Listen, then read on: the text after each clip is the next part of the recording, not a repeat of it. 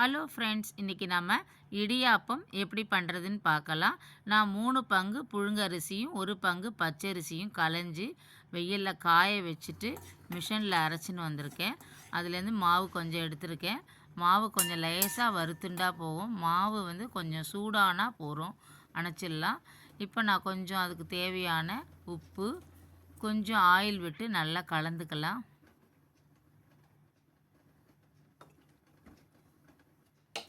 இது செய்யறதுக்கே ரொம்ப ஈஸியாக இருக்கும். ஹெல்த்துக்கும் ரொம்ப நல்லது. குழந்தைங்களுக்கு இது மாதிரி நீங்கள் செஞ்சு கொடுங்க.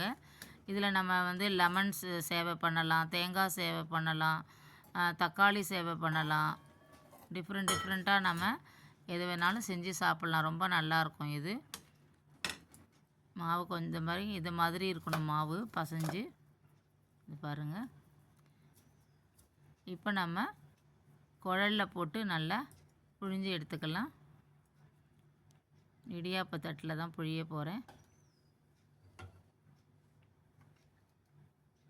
ரொம்ப கஷ்டமாகவும் இருக்காது. இந்த பாருங்கள், இது மாதிரி தட்டில் புழிஞ்சிட்டு ஒரு 5 மினிட்ஸ் வச்சா போதும். சூப்பர் டேஸ்டான இடியாப்பம் ரெடி ஆகிடுது. இது மாதிரி நீங்களும் வீட்டில் ட்ரை பண்ணி பாருங்கள். Thank you friends.